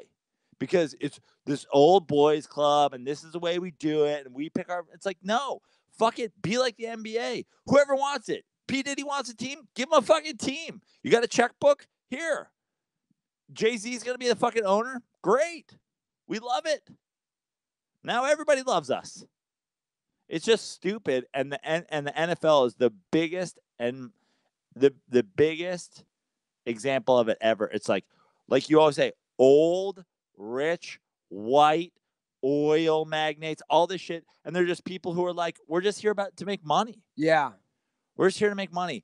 And that's the problem with the NFL is it does make so much money and people aren't going to stop watching. Is like there are some teams that actually are making decisions against the benefit of their team. They're deciding, I would rather do this because I think it makes me more money than it does to make me win. Then that's the number one thing that you have to do in sports. You have to try to win, or else you're stealing from your fans because they're giving you money to watch a winning product. If you're not trying to put a winning product on a team, you're not holding up your end of the bargain. That's what I said with the Houston Texans last year. That's what I said with the Dolphins last year. That's what I said with essentially any team that signed a guy who wasn't as good as Colin Kaepernick. You're stealing from your fans. Houston Texans fans that bought a public seat license, and they have to have 8 games, and they have to have 2 preseason games, and they have to have parking. And they have to pay that no matter what, even after Deshaun Watson gets hurt. Now they have to watch Tom Savage go out there and go 4-12. They have to pay for it. They can't get a refund, even though you've decided you're not going to hire somebody that's going to give them an opportunity to see a winning team. So you're like, fuck it, we don't care. If you go to McDonald's, I was just going to and they shit in your fries, I was just going to use the food. You return the food. Yeah. That's the perfect example. We ran out of fries. So instead of fries, we've given you shoelaces in a box. Wait, that's not how this works. I want a different product. No, sorry. You bought the number 2. Number 2 comes with 2 cheeseburgers, a drink, and French fries. We're out of French fries. You get shoelaces in a box. Yeah. What? But I don't want. Can I switch to like onion rings or something? No, that's not how this works. The onion ring kneeled one time. You're not getting onion rings. You're getting shit in a box. We need new owners. That's what we need. Wasn't it Diddy who said he was interested in buying the Carolina Panthers? Yeah. Didn't they sell it to some other white dude? That's my point, though. There's no foresight here with the league. They're not looking 20 years from now. They're really not. And you might just say, "Oh, you guys are bitching about this," but it is going to be a problem. It really is. Here's the thing, Andy. Maybe you need to realize that there's other places besides California where people can't just go sit on a bench in the marina and stare at boats. And we care about America, so we don't give a fuck that black people aren't allowed to do whatever they want. So, America. It's wild, man. Doesn't make any sense. I love that. I love that. Well, you fucking guys in California don't like what? I'm not even fucking from here. People are so dumb. They're so fucking dumb. And the NFL is dumb because again, it's like you said, it's smart business. No one's going to disagree with that. But at the end of the day, you're saying fuck you to the fan. You're giving the biggest fuck you ever. Everything continues to go up. And I don't know in comparison about the NBA or MLB package, but I know I looked at, I've gotten the NFL package the last 2 years. I've seen it's gone up again. Like, you're just saying fuck you to me. Like, why? Because I want to watch a fucking sport? Because they know you'll pay it. Maybe. It is a tax write-off. Is it? It is. Yeah. It's a business expense. Okay. You hearing that, Uncle Sam? That's right. And the IRS you know listening? What else is a tax write-off, Uncle Sam? Not paying your taxes. Oh, shit. Just kidding. I was told not to say that on the podcast. I might have to delete that. One last thing, and then we'll get to DirtBall calls. The Brandon Cook signing I thought was interesting. Okay. Just because the Rams, they have not signed Aaron Donald to a long-term deal. Mm-hmm. Brandon Cooks has not played a snap yet with the Rams. They throw $80 million, 5 years. Obviously, not all 80s guaranteed, but it's a huge contract. He's 24. He's young. Obviously, He's got Jared Goff, who played very well last year, and Gurley's got pieces around him. But interesting move, right? Well, yeah, I mean, I think that they're just saying we got this offense. Exactly. Let's do it. Now they've got a guy. They had a pretty great offense last year, considering they were like, hey, look, Sammy Watkins, Robert Woods. Yeah, exactly. And like all those guys played pretty well in that offense. And then what was the white guy? Cooper Kupp? And then the tight end was pretty good. Higbee was pretty good too. I think that they know if those guys can do what they did in that offense, then an actual playmaker. I mean, you never know what the fuck a guy. I mean, he played with Breeze, and he played with Brady, and he didn't really do all that well at Brady, honestly. So he did well. He had over 1,000 yards. Okay, I mean, he wasn't like a fucking superstar. Didn't he have his best season? Again, $80 million. But also, you got to look at he played with Breeze and he played with Brady. So, and they do know where the sun sets. Yeah, that's what you're saying. I mean, I think he's a nice weapon. Like, look, you got to pay these guys. How many years did he get? 5 years. 5 years, 80 mil. Okay. Yeah. I like it. They're going for it. Yeah. The one thing we were talking about owners, I think the Rams, Stan Kroenke realized quickly, not that this town is a good sports town to begin with, but they just will not support the Rams unless they win. And I think he's realizing quickly, oh, shit, we had a good year last year.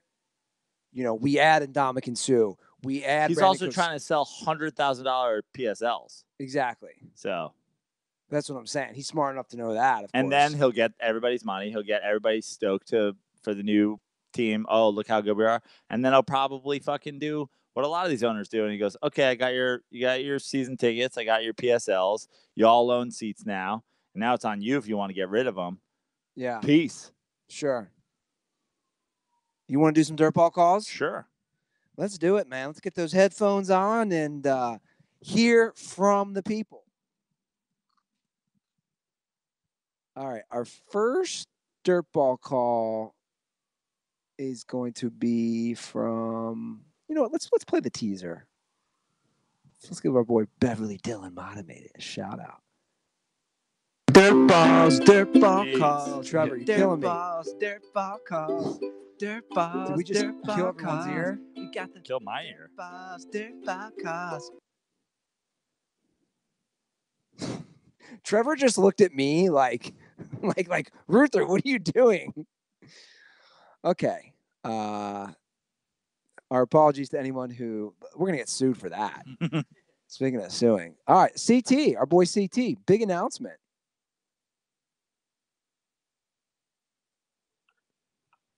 Hey, fellas. CT here, calling you live from beautiful Pullman, Washington, home of Washington State University. Go Cougs. Getting married tomorrow, guys.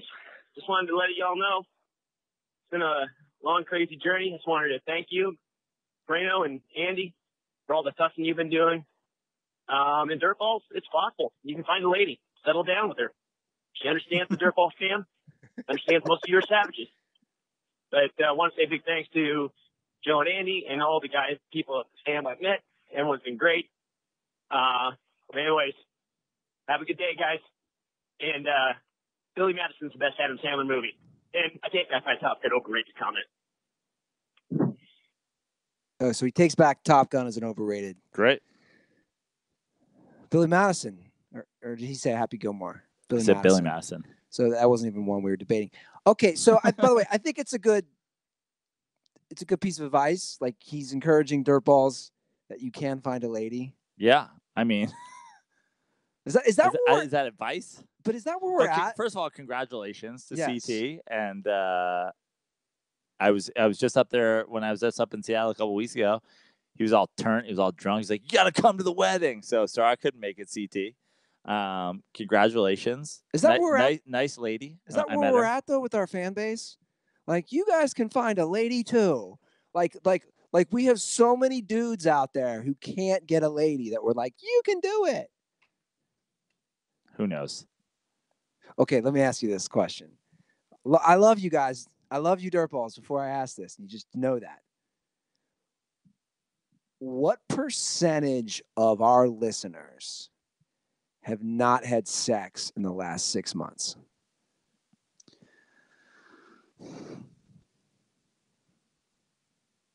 I mean, listen to that silence.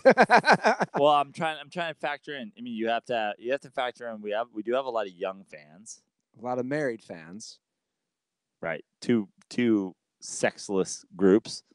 But I would hope, even if you're married, you've had sex in the last 6 months. Oh, you don't know anything about married people. I have 4 brothers who are married. Trust me, I know. Yeah. Think they have sex every 6 months? I hope so. I'm going to go with 40%. 40% of our listeners have not had sex within the last 6 months. I mean, what about the guy who's a golden retriever? Yeah. Is he having doggy style sex? Probably, right? Yeah. Although I don't know. It was a Sunday morning. Good morning to go to the dog park and get your hump on. Instead, he's tweeting me about Tiger Woods. So. That's a good point. Does look like it from his profile picture that he is a golden retriever that owns a boat, though. So I don't know if that helps or hurts. Yeah.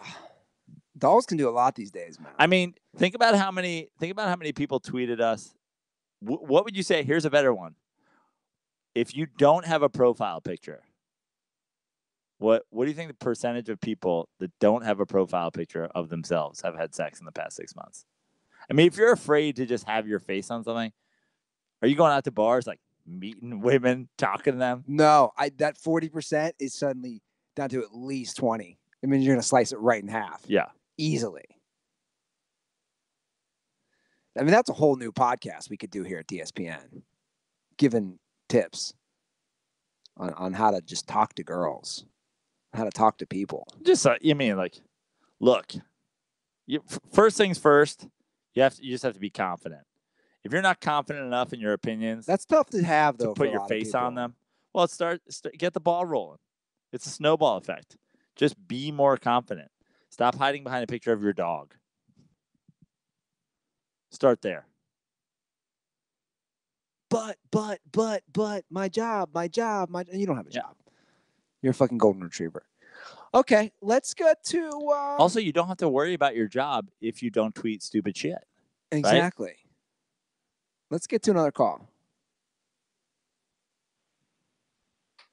Hey, Dirty Sports. It's Mark from Virginia, home of #1 Virginia DirtBall, Kyle Aronofsky, first-time caller. He's from Jersey. I'm calling in about the guy who called the cops for the Sterling incident, we'll call it.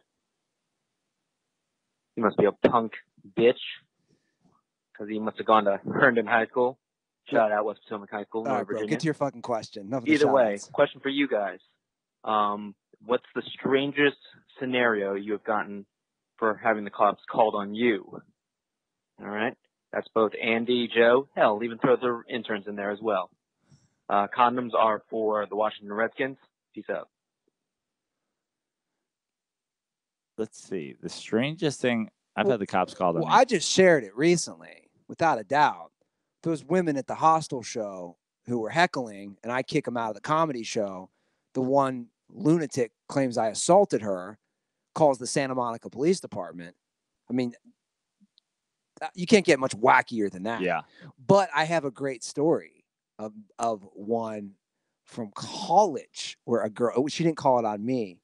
I might have told this on air. In fact, I texted Cutter to refresh my memory on this. This is a gem of a story.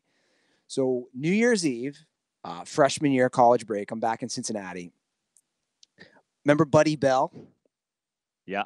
Former Major League Baseball player, manager. Buddy Bell, his dad played for the Reds, so he's from Cincinnati, and his daughter was in my class. Like, she went to one of the all-girls schools. Anyway, she's out of her mind drunk. Again, this is our freshman year of college, New Year's Eve, and she's claiming that a group of guys playing drinking games stole her phone, and she can't find her phone, and she's losing her mind. So she calls 911 and says, my cell phone's missing. Just fucking out of her mind drunk. So the cops show up. This is a big party. The girl's parents were there who had the party. But then Buddy Bell himself showed up. And at the time, I believe he was managing the Rockies. And I got to pull up this quote because Cutter sent it to me. One of the kids, all wasted, just looked up and goes, "Hey, Buddy Bell, you suck." And then Buddy Bell at this party is trying to get into it with some 19-year-old drunk college kid. The cops are there. And they're like, dude, what's going on? Just a terrible situation. She called the cops because she couldn't find her cell phone. Talk about privileged white girl. Yeah. I mean, that's a wild one. So who are the cops called on there? The cops were. She just called the cops just generally. Yeah. My phone's missing. Phone's missing. Like she's calling 911. 911 doesn't know what's going on. The cops show up. Buddy Bell shows up again. Who's the time I looked it up at the time? I believe he was managing the Rockies, and he had not a good managerial career. So people were heckling Buddy Bell, and then he's trying to fight high school kids for heckling or college kids for heckling him. No, Buddy Bell. You want to hear something funny though about Buddy Bell? I just looked up his Be a good stats. start on the show. Yeah, let's go. Let's get to some funny stuff. Look at Trevor is having a day over there. What do you mean get to some funny stuff? All right, it's a pretty random story. I didn't say it was a funny story. That's a random story, right? Yeah. Buddy Bell was a Wait, this is another Buddy Bell story? No, I just looked up his numbers. Buddy Bell finished with over 25. I want to bring it into Chase Utley. He was a third baseman, so it's a different position. Buddy Bell had over 2,500 career hits, and he was a 6-time All-Star. Yeah. And I believe 3 or 4-time Gold Glove winner. Dare I say, Chase Utley, less than Buddy Bell? Oh, but was Buddy Bell gritty? Just saying. You'll love this. Joe Schiavelli was tweeting me during the show. Texting you? Texting me during the show about Chase Utley. Bring it up right now. Let's fucking just put him on blast. What did Schiavelli text you? He texted me. It's hilarious. Listening to Dirty Slides episode about Utley, I'm kind of indifferent on the whole thing, but I was just curious if you thought Buster Posey is a Hall of Famer. He only has he put 12K hits, but I think he's automatically out, right? And then he put Utley 276 career batting average, Posey 307. So already, Jesus, what are we talking about? 1,800 hits, 1,200 hits, 133 home runs to 259. But Buster Posey's been in the league 10 seasons, and even that not really. He's been in the league like 8 seasons because he came up his first year. He played like 6 games or something like that. Yeah, and then he missed basically an entire season after breaking his leg, that collision. So he's played half as many games. He's played half as many seasons as Chase Utley, and he has 2/3 of the hits. It's not as great. Half the home runs, more Gold Gloves, and of course he has an MVP. Let's not forget that. What's worse? And also he's a catcher. I don't know what his career WAR is, but I bet you it's 35 to Utley's 65. His career WAR is 40. He's already at 40. What's worse? The killer instinct, or now for baseball players, grit? What the fuck does that mean? Does that mean he's John Wayne? Yeah. He doesn't have the grit.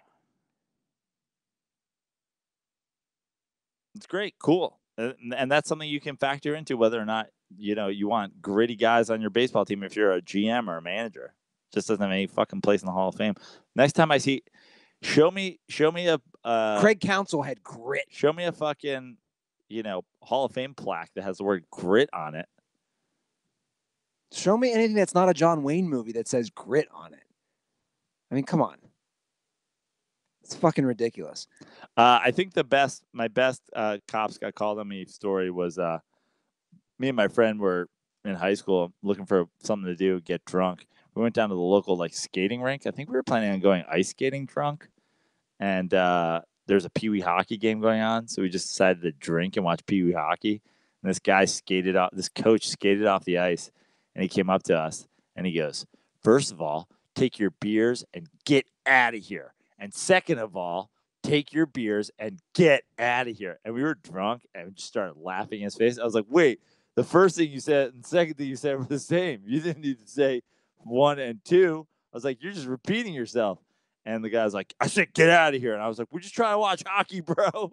And we left. And then the cops showed up at my house because I guess they called in my license plate.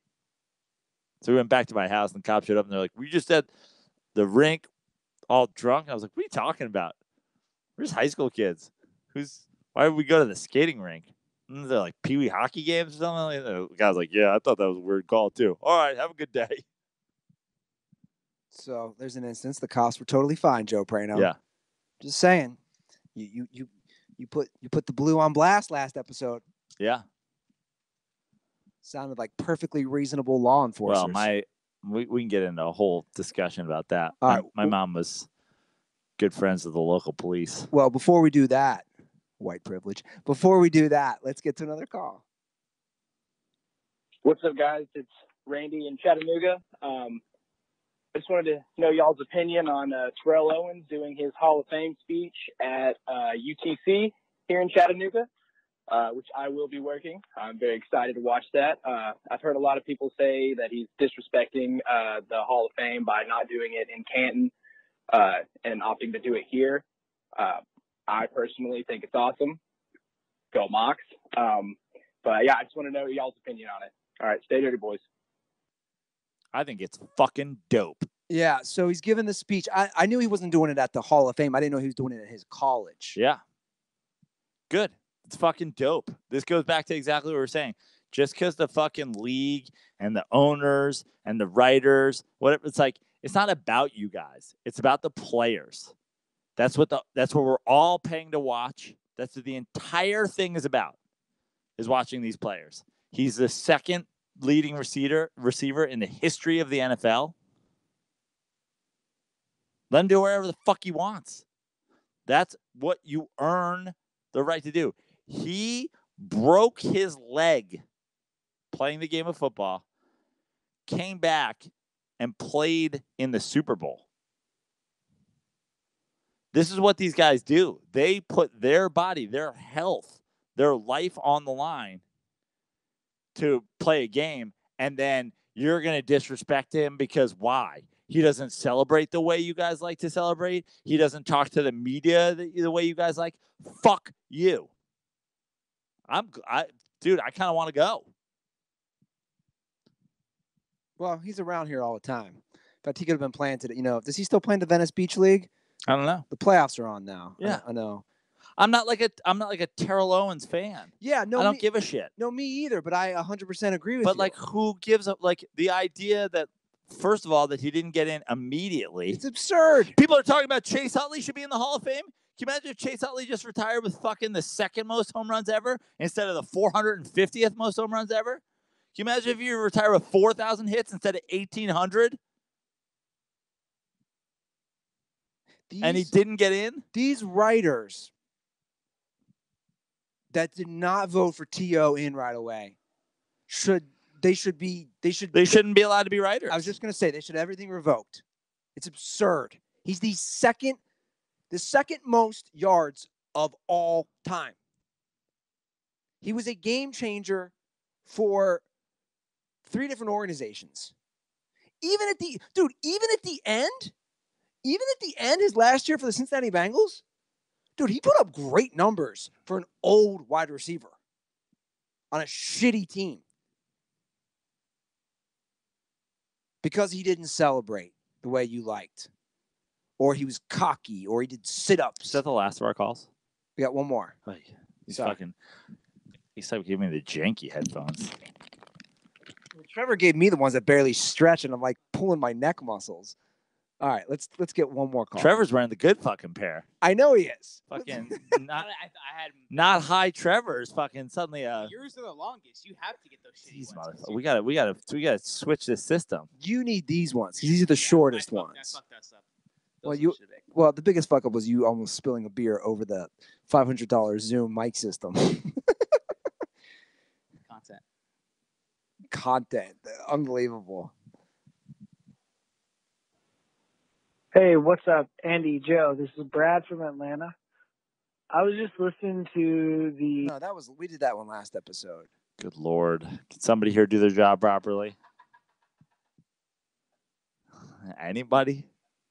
Here it is. Janky headphones, beer spill, and wrong calls, fucking marina stories that go nowhere. Fucking Sunday.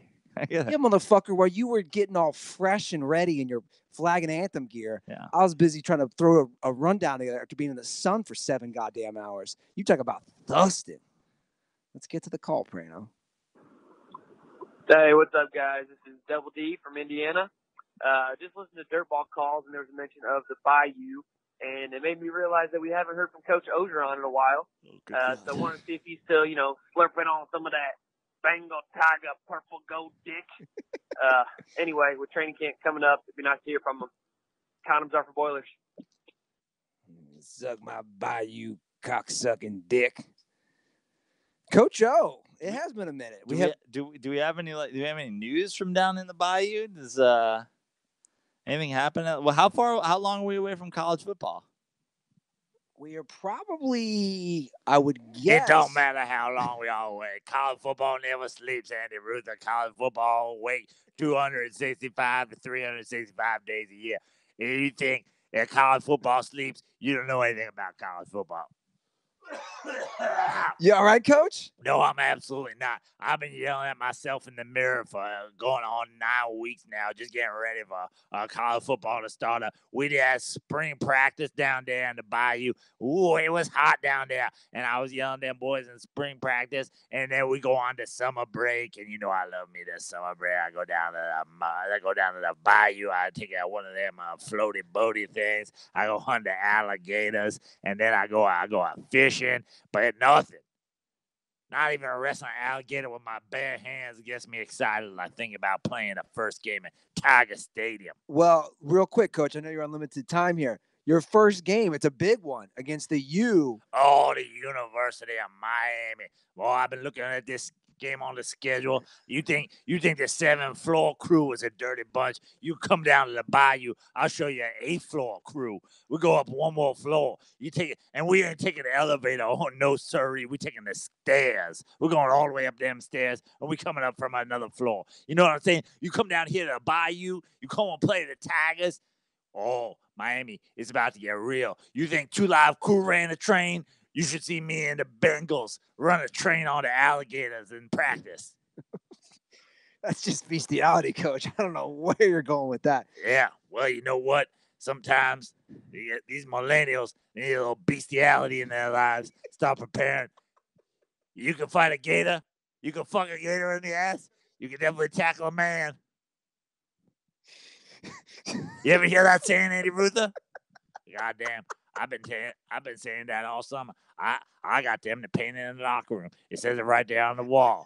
Big yellow letters on a purple wall. It says, if you can fuck an alligator, you can tackle a man.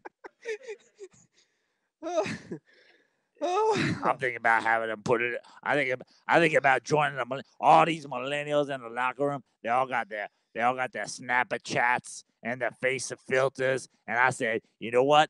I might do me a millennial myself. I might get that tattooed on my back like that old Sublime album. But in big letters on my back, it'll say, you can fuck a gator, you can tackle a man. Coach O, man, it's been. You know what's hard to do, though?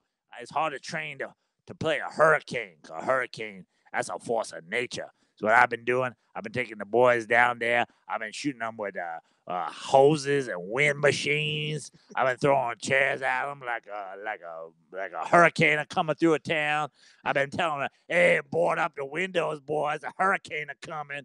And we're doing a hurricane of preparation. That's what I'm saying. Because down there, when the hurricanes come down here, we're going to be prepared. Windows going to be boarded up. We're going to be living in the cellars. And we're going to be fucking some gators. Coach O. You know the difference between a gator and a crocodile, Andy Ruther? What's that? An alligator doesn't squirm when you fuck him in the butthole. Coach O making his triumphant return to the Dirty Sports Podcast. Wow. Jesus Christ, that got really dirty, Brano. Yeah, man. Coach O. It's preseason, bro. Wow. Yeah. He's talking about anal sex with alligators. Boys pumped up. Holy shit. But you know what? As vulgar, grotesque as it sounds, the guy has a point. If you can somehow make sexual intercourse with an alligator, one of the most ferocious animals out there, you could probably tackle somebody from the Miami Hurricanes. Yeah. There's always a truth of there's like a nugget of truth. Yeah. To what Coach O says. Anyway, that's the show. Thanks for leaving the calls, guys. Next time, leave some Tiger Woods calls because Joe tweeted out the hotline, which is always is 310-359-8365. I tweeted that out because I thought people were gonna call and tell me how wrong I was, but I got here and I found out Tiger Woods didn't win. So now I regret even putting that tweet out there. Yeah, well, you guys, you can make up for it by leaving an iTunes review, buying a T-shirt. Go to dirtysports.com. Whatever you want. Leave an iTunes review. Or buy a T-shirt. Or buy a T-shirt. Review, T-shirt. We got so many shows going Are on we now. giving out koozies? Is that what's happening with the reviews these days? Not yet. No. Oh, okay. Dude, did I just preview something? Yeah, maybe. I might have ordered a bunch of new koozies, which we'll be giving away. We are going to do a huge Madden 19 giveaway starting this week. Okay. That will be released this week. We're going to be giving away 3 Madden giveaways. 3 3 copies of the game. Yeah, there we go. Anyway, that will be announced later in the week. We got a lot of things going on. But, yeah, drop a fucking review. Don't be a cheddar dick. It takes 2 seconds. Review Dirty Sports, review Dirty Slides, the Joe Prano podcast, Denton Report. It literally takes 2 seconds. I don't get it. I just don't get why you wouldn't do it. I bet Trevor hasn't left reviews on all the shows, though. Have you? I specifically know Den Report because I said, Den Report, give me a follow. And you said, not until you leave us a review. Definitely one left a review for that. Have you left one for Dirty Slides? Yeah. Be honest. No, I have for Dirty Slides. What about the Joe Prano podcast? Not Joe Prano yet. No, not Joe Prano yet. How does it make you feel, Prano? Trevor's a busy guy. I listened to Cocaine and Surfing podcast. What'd you think? It was good. That was actually a really good one. The Andy Irons talk got me. I'm a big Andy Irons guy, so there you go. Like that. You guys got a lot going on, and Joe's got a bunch of shows coming up. We have a big weekend in Chicago. Yep, which we're excited about. Yeah, that was supposed to be the first weekend of NFL football. We'll see if it still is. We're gonna do a live podcast at the Comedy Bar on Thursday, Friday, Saturday, Sunday. I'll be headlining the Comedy Bar all weekend. The day before, Wednesday, is one of the Chicago ball clubs. I believe the Monday after is the other one. I forget if it's Cubs or White Sox, which order. Then maybe we're going to hit Miller Park. We're going to add that to the list. I mean, it's wild. There's rumors. Yeah. There's rumors. And then of course, this weekend, I will be in San Diego, the La Jolla Comedy Store with Eddie Ift and Tom Allen of Chad Goes Deep fame. It's a full surf lineup, bro. Come down to La Jolla. Shred some waves. It's a great club, and it's a great area. It is. It's a fantastic club. I've only done it one weekend, and that was last year with Eddie Ift, and it was so much fun. Bro, fucking fish tacos and just sick shows, tasty waves. You know what I mean? Maybe I'll go hit up Bill Walton in the TP. Perfect. JoePrano.com, DirtySports.com, at Fix Your Life on Twitter, at Joe Prano on Instagram, at Andy Ruther on Instagram, Twitter, at Trevor_Nickel for Trevor. Guys, that is the show. Thanks for the support. Go have some sex. Don't be a statistic. And while you're doing that, most importantly, don't forget, condoms are for pussies.